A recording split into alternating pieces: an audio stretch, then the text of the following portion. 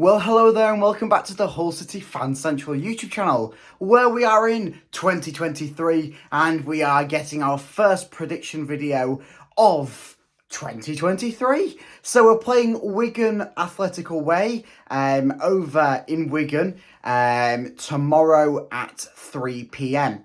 So it's going to be an interesting game. Obviously, we have beaten Wigan this season already with that emphatic 2-1 win over them at the MKM earlier on in the season with a bit of a feisty Josh McGuinness on his return back to the MKM.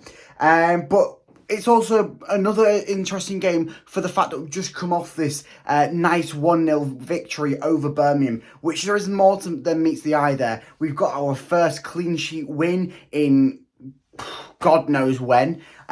We played promisingly. We played a good style of football, a good mix of this playing out from the back and this traditional football style that we used to play under previous managers. So I think that we'll come into this one in a good position. Obviously, Wigan, they're doing ish. I've got to say, they're getting some good results, some bad results. I'm not 100% sure where they are in the table. I think they might be below us. So I've got a good feeling about this game. I've got a good feeling. 2023, got a good feeling. I do think we will come in and grab a win here. I think so. I'll give you my prediction at the end of the video, my score prediction, but I do think we're going to win. I think we're going to win. So let me go into my predicted Hull City lineup. I think it's going to be the same lineup that we saw face not Blackpool.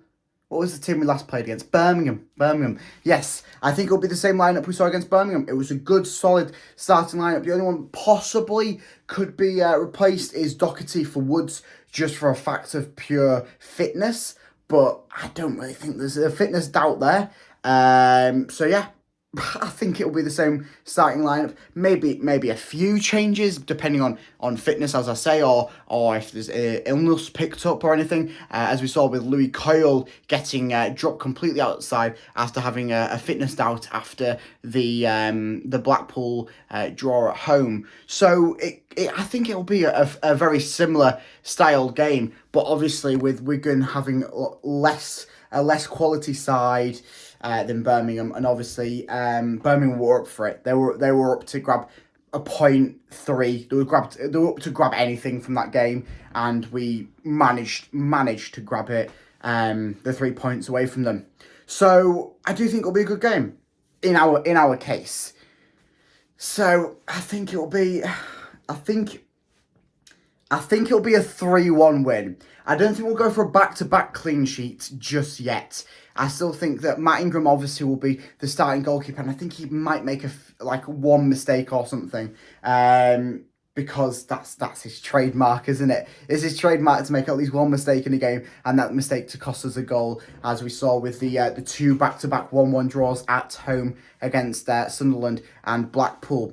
So I do think it will be a 3-1 win for the Tigers. I think Oscar Estupiñán will grab a brace, and then I do think that the man, the myth, the legend, Regan Slater will grab another one for this season. He's having a brilliant season, isn't he?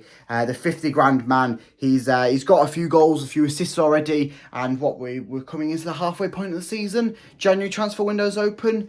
I mean, he's definitely not going to leave the club, is he? He's definitely not. A few rumours about players that could be leaving the club. Obviously, the two outfield Chelsea loanees, Javier Simons and Harvey Vale, are possible doubts to leave the club and return back to their parent club, Chelsea, because lack of game time.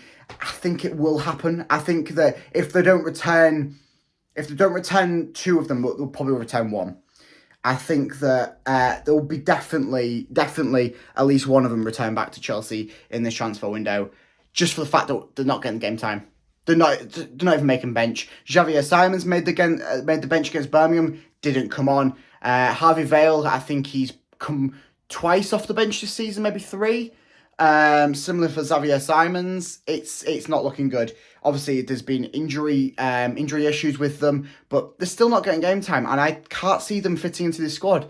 There's no senior experience with them, really, and that's why Chelsea send him out on loan. But it's not really working for us, and it's not really going to work in the second half of the season. So I could see 1-2 of them going back, but obviously Nathan Baxter staying with the club and possibly getting that contract signed at the end of the season, depending on the second half of the season, depending if he gets back into the starting lineup after recovering from his ankle injury.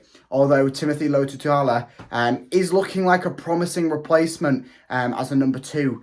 He's proven it in the mid-season friendlies. He's proven in training. It's sounding promising from what we're hearing from the backroom staff at Hull City about his progress, especially playing this sort of style of football Liam Rosenior wants to. He seems to be more natural to play it than the likes of Matt Ingram.